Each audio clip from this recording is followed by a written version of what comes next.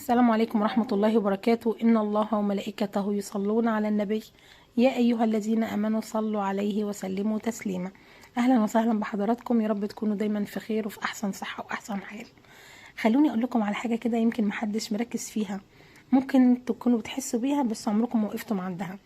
في لحظة كده معينة في حياتك بتكوني حاسة إنك تعبانة، مش عارفة تطلبي ايه، مش عارفة تدعي بايه، ولا حتى عارفة تعبري عن اللي في قلبك. تحسي كده ان الدنيا مقفولة كلها من كل حتة، اللي بتسعي وراه بعيد، الابواب مقفولة، الهم تقيل، اللي حواليكي مش فاهمينك. عارفة ساعتها هتلاقي لسانك كده من غير ما تفكري بتقولي اللهم صلي وسلم وبارك عليك يا حبيبي يا رسول الله. عارفة انا والله قلبي انشرح وانا بقولها، الابتسامة جت على وشي من غير حتى انا ما اكون بسعى لها، بس هو مجرد ذكر النبي.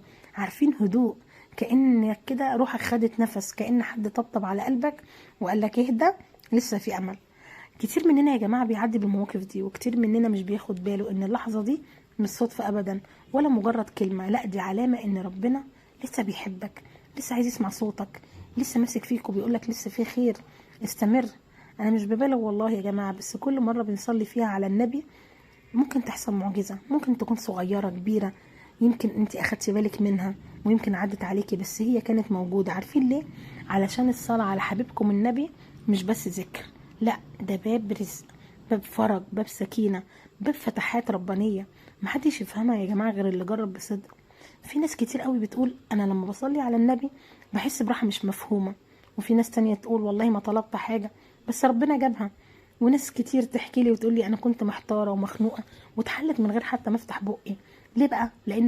لانك قربتي من اللي ربنا بيحبه، ومن خلال قربك منه الخير بيقرب لك حتى لو انت مش بتجري وراه.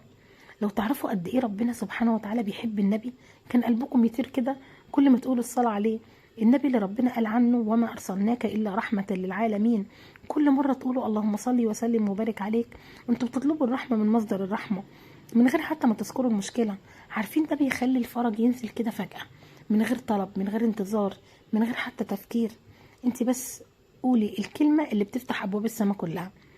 بصي انا هقولك على حكايه بسيطه جدا حصلت لواحدة كانت بتمر بفترة صعبة جدا، اللي هو كل حاجة كانت بتقع ورا بعضها كده. ساعات كده الناس تقولك انا لما جاء الهم بصيت لقيته كله ورا بعضه، مفيش شغل، مفيش راحة، صحتها كانت مش احسن حاجة. في يوم كانت قاعدة كده لوحدها، مش قادرة حتى تدعي، مش قادرة تعمل اي حاجة، بس فضلت تقول اللهم صل وسلم وبارك عليك يا حبيبي يا رسول الله. بتقول قلتها مرة واتنين وعشرين، وبدأت فضلت على لسانها طول اليوم من غير ما تفكر. بتقول بعدها بيوم جالي رزق ما كنتش حتى اتوقعه. لقيت واحدة بتكلمها بتقول لها على شغل، علاقات كانت بايظة بصت لقيتها اتصلحت سبحان الله. عارفين المشكلة اللي كانت عاملة لها صداع اختفت. قالت والله انا ما طلبت بس ربنا بعت. انا عايزاكي بقى تركزي في الجملة دي، هي ما طلبتش لكن ربنا بعت. هي دي بقى المعجزة اللي بتحصل كل مرة بتصلي فيها على النبي. المعجزة مش لازم تبقى كبيرة، مش لازم تبقى فلوس، مش لازم تبقى شغل. ساعات المعجزة بتبقى راحة بال، نوم هادي، احساس ان قلبك بقى خفيف كده، دمعة نزلت خففت عنك، فكرة جات لك كده في وقتها، كلمة طيبة من حد، باب كان مقفول اتفتح، صدفة شكلها عادي لكنها مش عادية خالص. كل ده اسمه فرج، كل ده اسمه معجزات، معجزات الصلاة على النبي. في ناس تقولك طب هو انا اصلي كم مرة؟ يا بنتي ما تعديش، صلي كأنك بتتنفسي. كل ما قلبك يوجعك صلي على النبي، كل ما تحس ان الدنيا جرت من تحت رجليك صلي على النبي، كل ما الخير يتأخر صلي على النبي، وكل ما تصلي الفرج يقرب. ده غير كمان ان الصلاة على النبي بتشيل ذنوب، بتفتح بركات، بتخلي الملائكة تدعي لك، النبي نفسه بيرد عليك السلام. يعني تخيلي كده انت بتقولي اللهم صل وسلم وبارك عليك يا حبيبي يا رسول الله، واسمك انت بيتقال فوق في السماء، وتوصلك امور انت اصلا ما تعرفيش انها جايه في الطريق. اقولك كمان في عبادات كتير جدا محتاجة مجهود، زي الصيام، القيام، الصدقة، قراءة القرآن، لكن الصلاة على النبي بتيجي بسهولة حتى وانتي متضايقة، حتى وانتي بتعيطي، حتى وانتي ساكتة. علشان كده هي من أسرع الأذكار اللي ربنا بيفتح بيها عليكي، ودي حاجة طبعا بينك وما بين ربنا سبحانه وتعالى محدش هيعرفها غيرك. يمكن يكون في قضاء نازل، اترفع، يمكن في رزق كان واقف اتحرك، يمكن في وجع كان هيفضل ربنا شايله. كل ده عشانك انت قلتي كلمة واحدة من قلبك، قلتي اللهم صلي وسلم وبارك عليك يا حبيبي يا رسول الله. عايزة اقول لكم كمان ان اكتر حاجة بتحرك الفرج بسرعة انك تصلي على النبي وانت مكسور. لما تكون كده مش قادر، بس لسه بتقول من قلب كده موجوع، هنا بقى هتشوفي اللي عمرك ما شفتيه. النبي عليه الصلاة والسلام قال اولى الناس بي يوم القيامة اكثرهم علي صلاة. يعني اللي بيكتر الصلاة على النبي بيكون اقرب واحد للنبي عليه الصلاة والسلام يوم القيامة. فازاي بقى ربنا يسيب واحد او واحدة قريبة من نبيه تكون مكسورة؟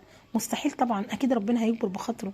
ولا عمرك هتلاقي واحد كده لسانه اتعود على الصلاة على النبي إلا وهتلاقي الخير في حياته، حتى لو على هدوء. كل حاجة بتيجي ماشية كده ببركة، مش شرط تبقى كبيرة، بس فيها رضا، فيها طمأنينة، فيها نور، وده أهم 1000 مرة من أي حاجة تاني.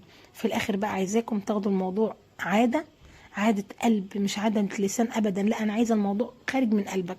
كل ما تفتكروا قولوا اللهم صلي وسلم وبارك عليك يا حبيبي يا رسول الله. كل ما تحسوا انكم مش قادرين قولوا، كل ما الدنيا تعاند معاكم تقولوا، كل مرة تقولوا فيها استنوا معجزة جاية، صغيرة كانت او كبيرة، بس هي جاية والله. في نهاية كلامي بدعي لنفسي وليكم، يا رب يا كريم يا واسع الفضل، يا اللي بتفرج الهم من غير ما نطلب، ارزق يا رب قلوبنا نور وطمأنينة وبركة وفرج قريب. يا رب صلي على حبيبك محمد صلاة تملأ حياتنا كلها خير وبركة، تمسح عنا أي هم، تكتب لنا بيها يا رب السعادة، وتكون ما بعدها حزن أبدا، وفرج يا رب ما يكونش بعده ضيق، وبركة يا رب ما بعدها نقص. يا رب ارزق من يصلي على النبي عليه الصلاة والسلام وأحقق له كل يا رب اللي يتمناه. خليه يشوف يا رب بعينه معجزة الصلاة على حبيبه وسيده محمد في حياته يا رب. اللهم صلي وسلم وبارك عليك يا حبيبي يا رسول الله، عدد خلقه ورضا نفسه وزنة عرشه ومداد كلماته. في نهاية الفيديو لو انتوا وصلتم لهنا ما تنسوش برضو تصلوا على حبيبكم النبي، تذكروا اسم الله في التعليقات، وتدوس لايك واشتراك علشان يعم الخير ولزيادة الأجر إن شاء الله. طبتم في أمان الله ورعايته، والسلام عليكم ورحمة الله وبركاته.